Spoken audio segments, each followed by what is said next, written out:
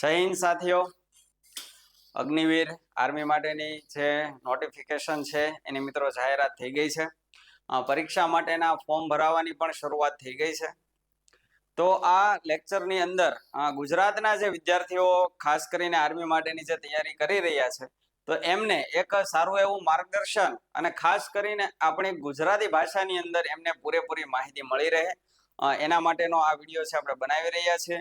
તો વિડીયોને તમારે મિત્રો શરૂથી લઈને અંત સુધી પૂરેપૂરું બરોબર છે ધ્યાન આપીને તમારે જોવાનો છે. આમાં જેટલી પણ ટૂંકમાં તમારા માટે અગત્યની માહિતી હશે એ બધી માહિતી આપણે આપવાનો છે, પ્રયત્ન કરવાના છીએ.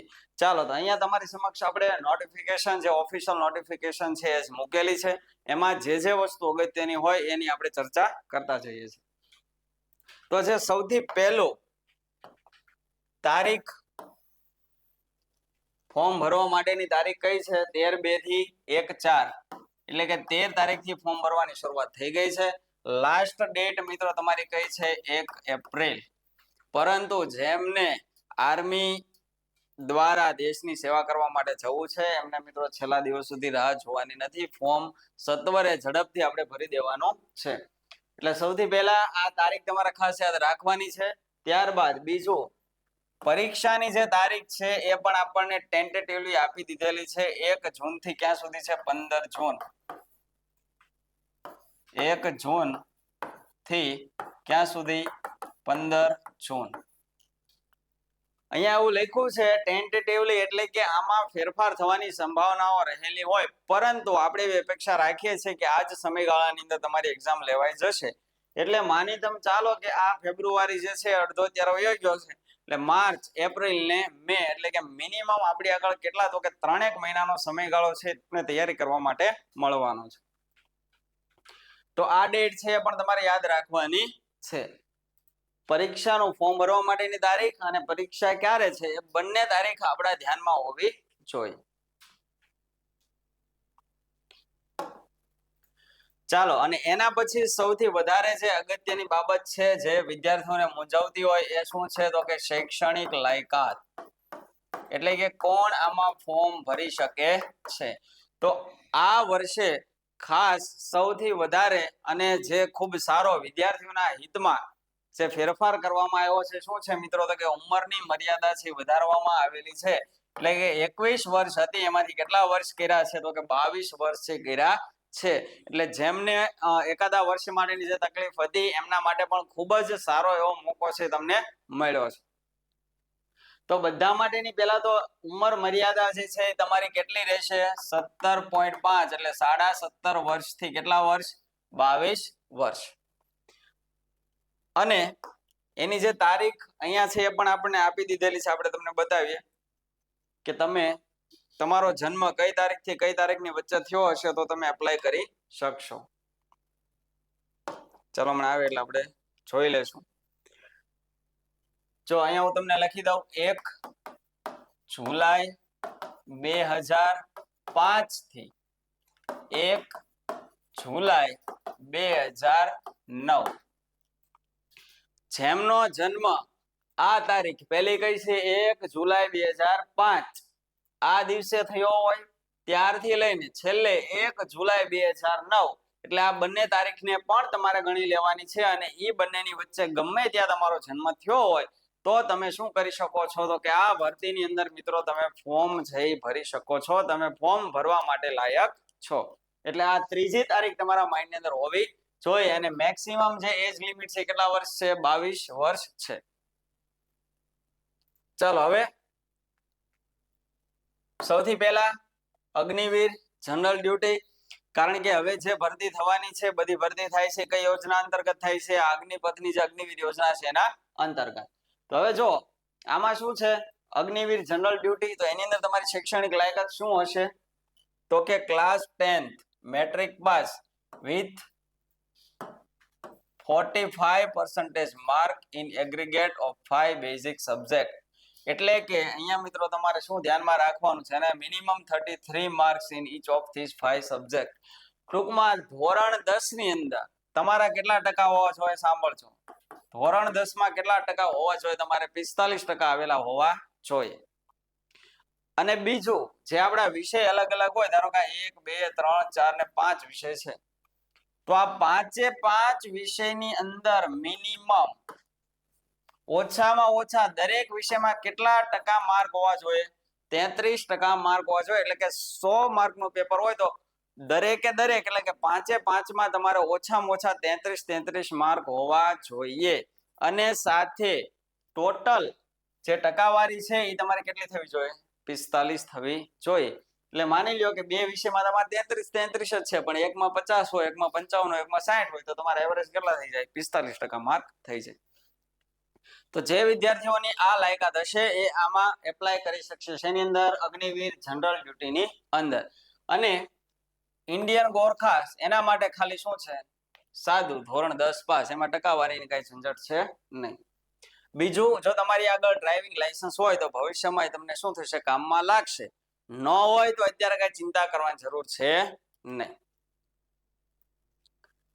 ચાલો, જનરલ ડ્યુટીની માહિતી લીધી, જીડીની. હવે આપણે લઈએ ટેકનિકલ. તો ટેકનિકલ ની અંદર શું ખાસ લાયકાત? તો કે ધોરણ 10 + 2. કયું સ્ટ્રીમ તમારે કરેલું? Science background. જો આ લખ્યું છે 10+2 exam pass science in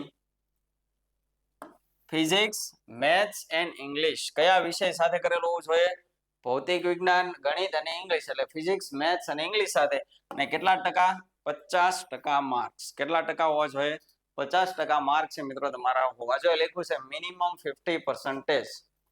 science કરેલું હોય, ફિઝિક્સ, મેથ્સ અને ઇંગ્લિશ વિષય હોય, અને કેટલા ટકા માર્ક હોય? 50% માર્ક હોવા જોઈએ. જો એ ન હોય તો બીજી લાયકાત છે, એમાં પણ તમે શું કરેલું જોઈએ? સાયન્સ કરેલું હોવું જોઈએ.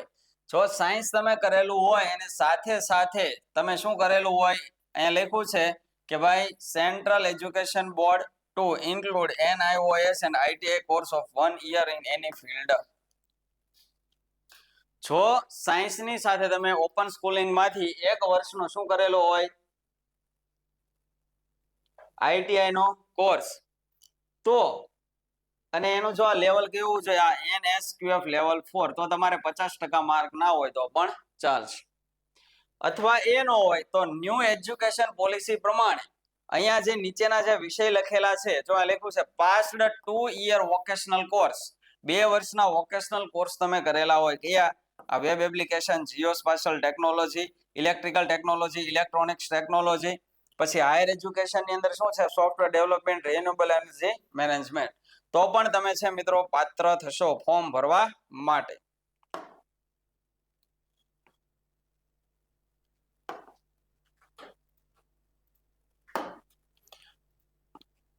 અને પછી બીજી એક અહીંયા લાયકાત આપણને આપેલી છે કે ભાઈ 10th matric pass with 50% in aggregate and minimum 40% in English, maths and science. એટલે જો એની અંદર તમને શું અહીંયા કહે છે? 10મું તમે પાસ કરેલો હોવું જોઈએ. કેટલા ટકા માર્ક સાથે?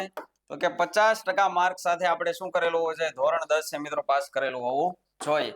અને સાથે શેની અંદર? તો કે ઇંગ્લિશ, મેથ્સ અને સાયન્સ. આમાં કેટલા ટકા હોવા જોઈએ તમારા? 40% માર્ક્સ છે એ હોવા જોઈએ.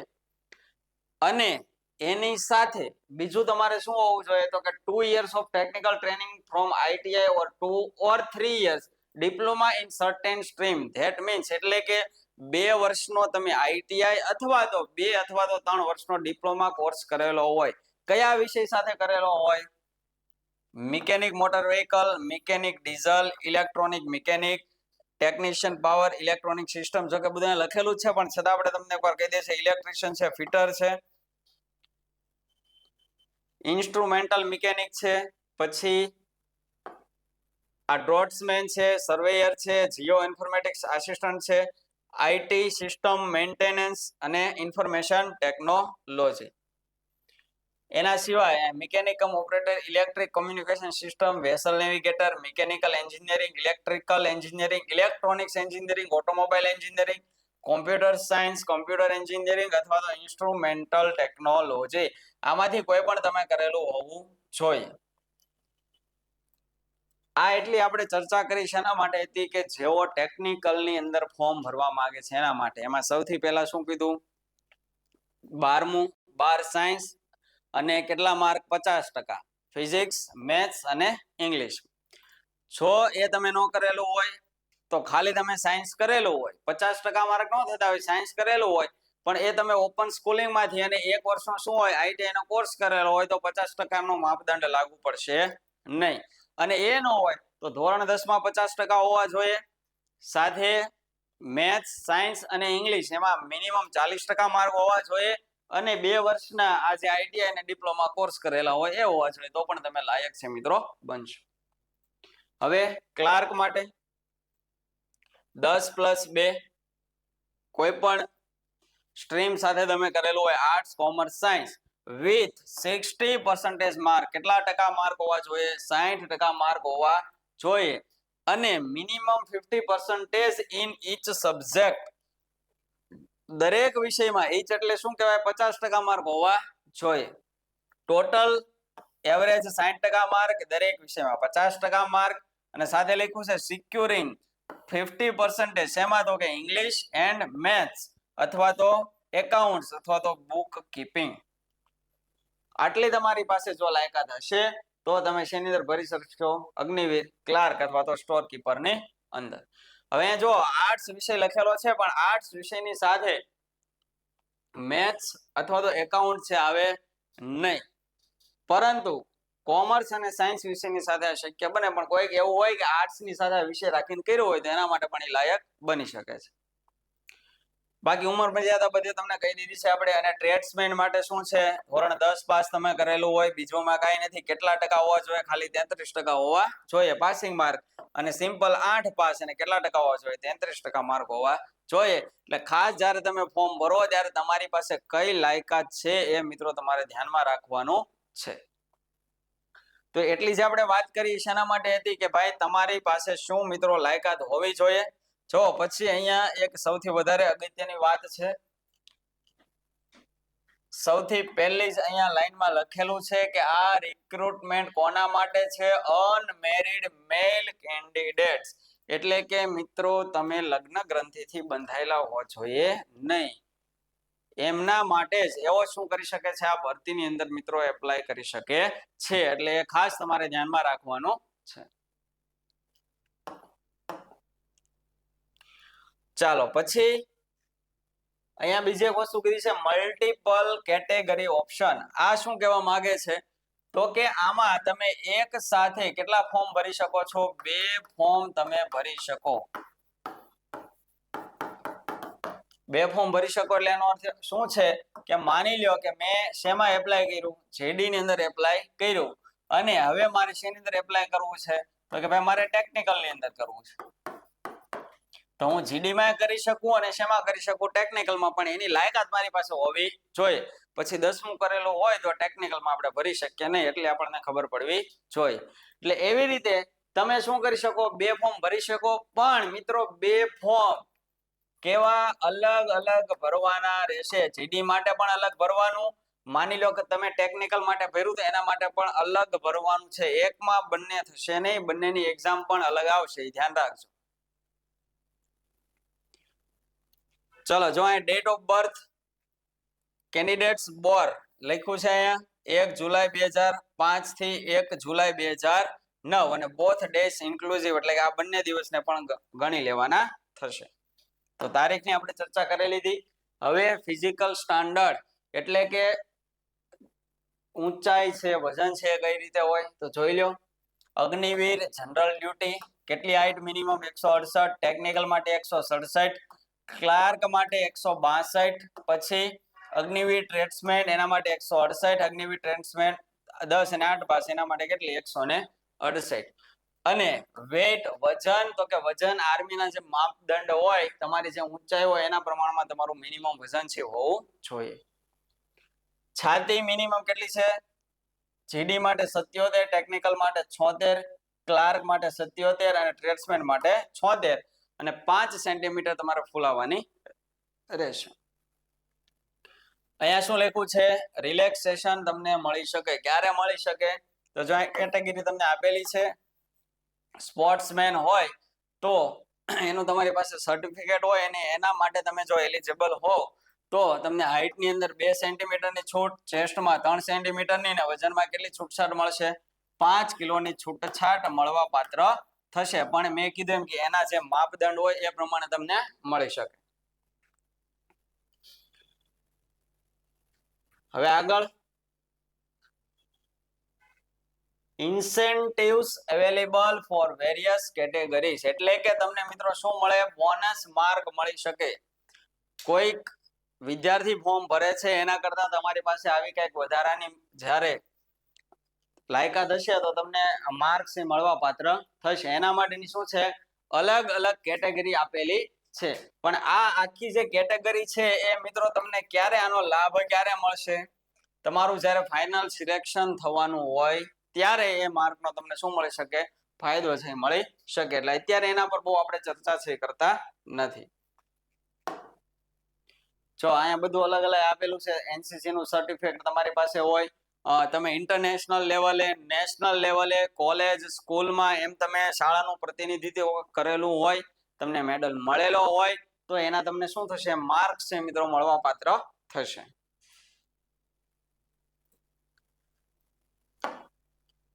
પછી અહીંયા જો લખ્યું છે in case candidate is found to have made fake claims at any stage or furnish the fake certificates to unfairly secure bonus mark, એટલે કે બોનસ માર્ક મેળવવા માટે જો કોઈ ફેક સર્ટિફિકેટ કે એવું કઈ મિત્રો બનાવવામાં આવશે તો શું લખ્યું છે કે his candidature, એટલે કે તમારી ઉમેદવારી છે એ કેવી થવા પાત્ર છે? કેન્સલ થઈ જશે. એટલે આ બાબતનું પણ આપણે ધ્યાન રાખવાનું છે.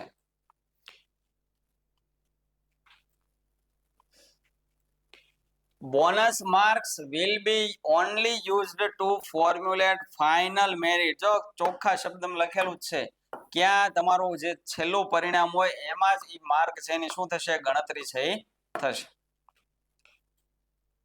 અને મેક્સિમમ બોનસ માર્ક છે એ કેટલા અહીંયા થશે? તો કે 25 માર્ક્સ. એના સિવાય એક્સેપ્ટ અગ્નિવીર ટેકનિકલ એમાં થોડાક વધારે માર્ક હશે, બાકી બધા કેટલા મળશે? મેક્સિમમ 25 માર્ક છે તમને મળી શકે.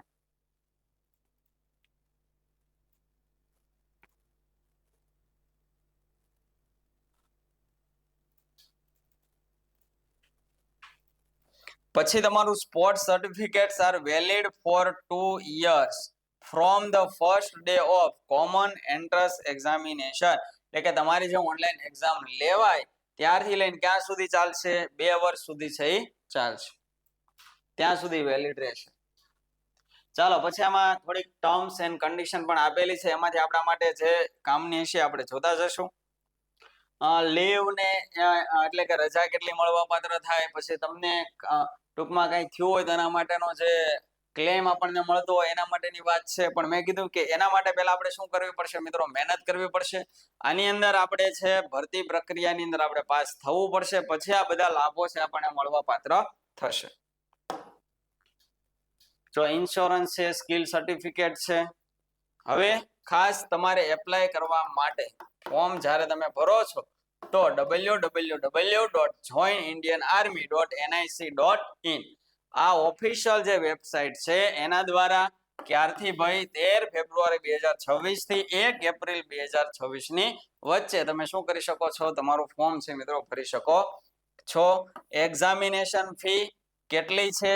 ₹250 પૂરા અને વત્તા એનો જે શું લાગતો હોય નોર્મલ બેંકનો જે ચાર્જ લાગતો હોય એટલી ફી તમારે ઓનલાઈન ભરવાની થશે.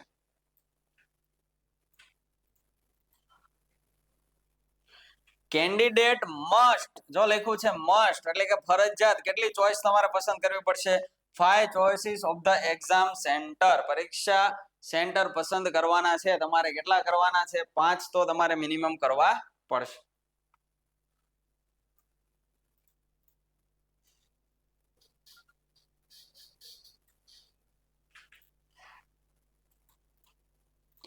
અને જે ટાઈપિંગ ટેસ્ટ આવે તો ટાઈપિંગ ટેસ્ટ માટેના જે સેન્ટર હોય એના માટેનું પણ અહીંયા લખેલું છે, કારણ કે ટેકનિકલની જે ભરતી હોય એની અંદર શું થશે તો કે ભાઈ ટાઈપિંગ ટેસ્ટ પણ આવવાની છે. ને આગળ ક્યાંક પછી આપણને આપ્યા હશે candidate should enter Aadhaar number. તમારો કયો નંબર નાખવાનો છે? આધાર નંબર તમારી પાસે હોવો જોઈએ. બાકી તમારે કઈક વિડીયો જોવો હોય તો જો અહીં લખ્યું છે હાઉ ટુ રજીસ્ટર અને how to appear for online common entrance exam. એટલે કે તમારે ફોર્મ એપ્લાય કરવું છે તો એના માટેની પણ અહીંયા તમને વિડીયો દ્વારા તમને સમજાવવામાં આવેલું છે. એટલે કે તમારે સૌથી પહેલા શું કરવું પડે તો કે રજીસ્ટ્રેશન તમારું કરવું પડે અને ત્યારબાદ તમે શું કરી શકશો? ઓનલાઈન ફોર્મ છે એ ભરી શકશો. પછી recruitment process will be conducted in કેટલા ફેઝિસમાં થશે? 2 ફેઝિસની અંદર થશે. Phase 1 will be online common entrance exam at computer based test centres. શું લખ્યું છે કે તમારી જે એક્ઝામ છે એ મિત્રો કયા મોડમાં લેવાશે? ઓનલાઈન મોડની અંદર લેવાશે. અને ઓનલાઈન મોડની અંદર હોય એટલે શેના પર લેવાય તો કે કમ્પ્યુટર બેઝડ તમારી શું હશે? ટેસ્ટ છે લેવામાં આવશે.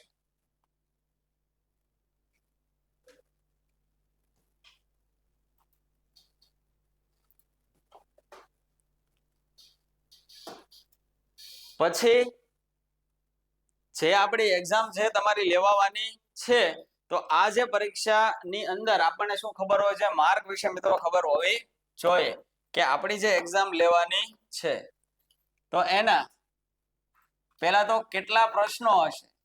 તો પ્રશ્નો કેટલા હશે? 50. ટોટલ એના માર્ક કેટલા હશે? 100. કારણ કે એક ક્વેશ્ચનના તમને કેટલા માર્ક્સ મળશે? 2. અને આમાં શું છે મિત્રો? Non negative. એટલે કે નેગેટિવ સિસ્ટમ છે નહીં કે તમે ખોટો ટીક કરો તમારો માર્ક કપાઈ જાય. એટલે એનો અર્થ એવો થયો કે મારે 50 પ્રશ્નો એટેમ્પ કરવા પડશે. અને તમારું જીકે, પછી સામાન્ય વિજ્ઞાન, પછી મેથ્સ અને રીઝનિંગ. તો જીકે ના કેટલા ક્વેશ્ચન? 15, સામાન્ય વિજ્ઞાનના 15, મેથ્સના 15 અને રીઝનિંગના 5. એટલે ટોટલ તમારા પ્રશ્નો કેટલા થશે? 50. આ તમારી જે પરીક્ષા ઓનલાઈન લેવાનું છે એનું માળખું છે તમને ખબર હોવી જોઈએ. આપણો સિલેબસ શું છે તો કે જનરલ નોલેજ 15 ક્વેશ્ચન, સામાન્ય વિજ્ઞાન 15 ક્વેશ્ચન, મેથ્સના 15 ક્વેશ્ચન અને રીઝનિંગના પણ કેટલા ક્વેશ્ચન? 5 ક્વેશ્ચન. જે આ જે સિલેબસ છે એ સામાન્ય રીતે જીડી ની અંદર છે લાગુ પડશે. માર્ક ના કે ભાઈ એક ક્વેશ્ચન કેટલા માર્ક હશે? 2 માર્ક હશે. તો 50 પ્રશ્નો અને કેટલા માર્ક થઈ ગયા? તમારા 100 માર્ક. જો અહીં લખ્યું છે online test will be objective multiple choice question. અને સમય કેટલો મળશે? ખાસ યાદ રાખવાનું છે તમારે કેટલા સમયમાં આને પૂર્ણ કરવાનું રહેશે? 1 કલાકની અંદર મિત્રો પૂરું કરવાનું રહેશે. જો marking pattern for online test, full marks for every correct answer. સાચો જવાબ કરો તો પૂરા માર્ક મળશે. Nil marks for unattempted question. શું લખ્યું? નીલ એટલે 0. જો તમે કોઈ પ્રશ્નને એટેમ્પ જ નહીં કરો, ટીક જ નહીં કરો તો એનો તમને કઈ માર્ક મળવાનો છે નહીં. All questions if attempted will be considered for evaluation even if marked for review. એટલે કે આમાં ઘણીવાર એવું થતું હોય કે આપણે તમે જવાબ ખાલી રિવ્યુ માટે કર્યો હોય પણ એને પણ તમારે તમે એટેમ્પ કર્યો છે એ રીતે ગણવામાં આવશે. એટલે ઓનલાઈન ની અંદર એ કઈ પ્રોસેસ છે એની પણ આપણે છે પછી આગળ ચર્ચા કરશું. પછી આ શેની વાત છે? Typing test. કોના માટે? Agniveer, clerk, store keeper, technical. એના માટે શું થશે તો કે ટાઈપિંગ ટેસ્ટ પણ થશે.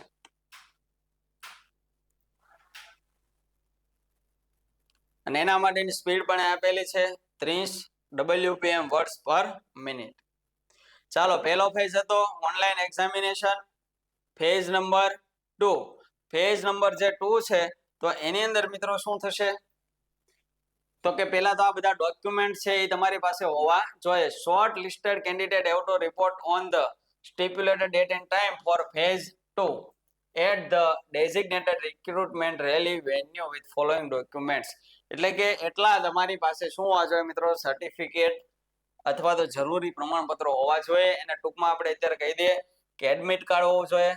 પછી શું હોવું જોઈએ? ફોટો, તમારું શૈક્ષણિક લાયકાતના પ્રમાણપત્રો, પછી ડોમિસાઇલ જે વિસ્તારમાં આપણે રહેતા હોઈએ, caste certificate, religion certificate, police કેરેક્ટરનું સર્ટિફિકેટ, સ્કૂલ કેરેક્ટર સર્ટિફિકેટ, પછી સાદું કેરેક્ટર સર્ટિફિકેટ, અનમેરિડ છો એના માટેનું સર્ટિફિકેટ, પછી રિલેશનશિપ સર્ટિફિકેટ, એનસીસી નું પ્રમાણપત્ર, સ્પોર્ટ્સ નું તમારી પાસે હોય તો સ્પોર્ટ્સ નું પ્રમાણપત્ર, પછી ટેટુ માટેની જે ગાઈડલાઈન છે એ સર્ટિફિકેટ ઓફ ઇન્ડેમિનિટી બોન્ડ, અને આ એટલા જે છે એ તમારી પાસે હોવા જોઈએ. આની પણ મેં કીધું કે પછી ડિટેલમાં જ્યારે જરૂર પડશે ત્યારે એના વિશે આપણે વાત કરશું, પણ એટલી વસ્તુ તમારી પાસે હોવી જરૂરી છે જે લાગુ પડતી હોય તે. હવે ફેઝ 2 ની અંદર શું થશે તો કે ફિઝિકલ ટેસ્ટ થશે. ફિઝિકલ ટેસ્ટમાં મિત્રો તમારે કેટલું રનિંગ કરવાનું છે એ તો જે તૈયારી કરતા હોય એને ખબર જ હોય. 1600 મીટરનું રનિંગ જો તમે 5.5 મિનિટમાં પૂરું કરી દેશો તો 60 માર્ક મેક્સિમમ મળશે.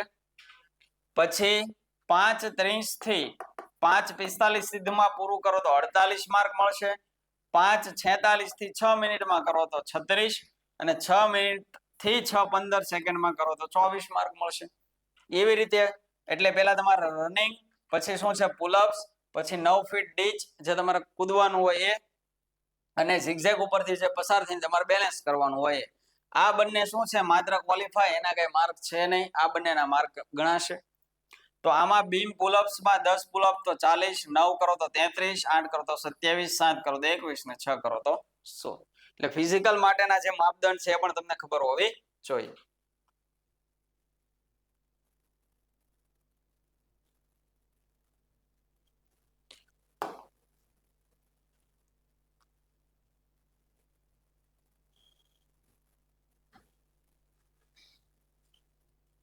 પછી મેડિકલ એક્ઝામિનેશન જે કઈ રીતે થાય છે એની ચર્ચા કરેલી છે.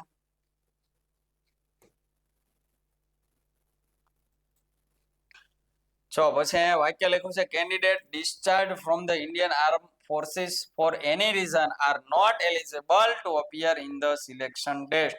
એટલે કે કોઈ પણ કારણોસર એમને શું કર્યા હોય, ડિસ્ચાર્જ કરવામાં આવ્યા હોય, અથવા તો કદાચ નોકરી પૂરી થઈ ગઈ હોય કે એવું કાંઈ પણ હોય તો એ આમાં અપિયર છે મિત્રો થઈ શકતા નથી.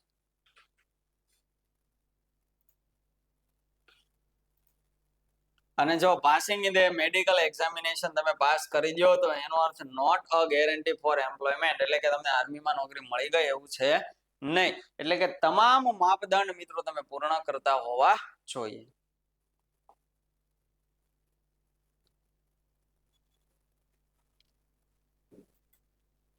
પછી પર્સનલ ઈમેલ આઈડી અને મોબાઈલ નંબર ઇઝ મસ્ટ લખેલું છે, એટલે કે બંને શરૂ હોય એવા મિત્રો તમારી પાસે હોવા જોઈએ, કે જેથી કરીને કઈ નવી અપડેટ હોય, કઈ માહિતી હોય તો તમને સમયસર મળતી રહે. ફોર્મની અંદર કઈ સુધારો વધારો કરવાનો હોય તો તમે કરી શકો, એના માટે ખૂબ જ જરૂરી છે.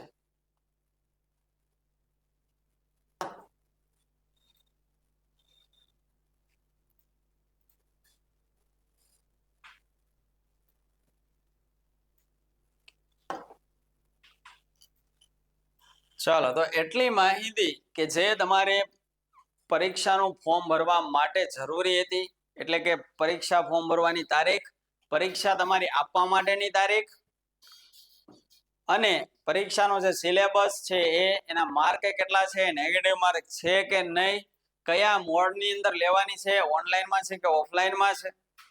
તો આ બધી જે બાબતો તમારા માટે જરૂરી હતી એ બધી બાબતોની અહીંયા મિત્રો આપણે ચર્ચા કરી લીધી છે. હવે ભવિષ્યમાં ફરીવાર જ્યારે એવી કાંઈ બાબતની જરૂર આપણને પડશે તો એની પણ આપણે માહિતી તમને શું કરશું તો કે સમયે સમય મિત્રો આપતા રહેશું. તો એટલી માહિતી તમને મળી જાય તો હવે આપણો જે મેઇન ટાર્ગેટ છે, મિનિમમ આપણી પાસે 3 મહિનાનો સમયગાળો છે. તો આ 3 મહિનાની અંદર મિત્રો જે ઘણા લાંબા સમયથી તૈયારી કરી રહ્યા હોય, અથવા તો કોઈ વિદ્યાર્થી એવા હશે કે જે નવી તૈયારીની શરૂઆત કરવાના હશે, તો બધા માટે મિત્રો ખૂબ જ સારો એક મોકો છે આ પરીક્ષાની અંદર તમને મળવાનો છે, દેશની સેવા કરવા માટેનો, અને સાથે સાથે તમને સારી એવી નોકરી પણ મિત્રો મળવાની છે. તો એના માટે હવે તમે સમય બગાડ્યા વગર શું કરો તો કે જે તમારી તૈયારી કરી રહ્યા છે એ તૈયારીની સ્પીડ તમે વધારી દો, જેથી કરીને આ 2026 નું જે વર્ષ છે એ મિત્રો તમારા માટે શું થાય તો કે ખૂબ જ લાભદાયી સાબિત થાય. તમારું અને માતા પિતાનું પણ સ્વપ્ન તમે શું કરી શકો, પૂરું કરી શકો. અને ખાસ વાત મિત્રો એ કહેવાની છે કે આ પરીક્ષાની અંદર આપણે પણ તમને શું થઈ શકીએ તો કે મદદરૂપ થઈ શકીએ. તો એના માટે પણ આપણે પ્રયત્ન છે મિત્રો કરી રહ્યા છીએ. આ ચેનલ ઉપર તમને આના માટેની જુદી જુદી જે માહિતી છે એ મળતી રહેશે. ભવિષ્યની અંદર કંઈક નવું જ્યારે આપણે કરશું એટલે કે કંઈક ટેસ્ટ હોય બીજું અથવા તો કંઈક કોર્સ હોય તો એના વિશેની માહિતી માટે પણ તમને છે અપડેટ આમાં મળતી રહેશે. તો એના માટે તમારે શું કરવાનું છે તો કે અમારી સાથે મિત્રો જોડાયેલા રહેવાનો છે. અને ખાસ સૌથી વધારે મેં અગત્યની વાત કીધી એમ કે જ્યારે આપણી પાસે જે સરસ મજાનો સમય મળ્યો છે તો એ સમયનો આપણે શું કરવાનો છે તો કે સદુપયોગ છે કરવાનો છે. તો નેક્સ્ટ ફરીવાર આપણે જ્યારે મળશું ત્યારે વિગતે બીજી કંઈક ચર્ચા કરશું. Thank you.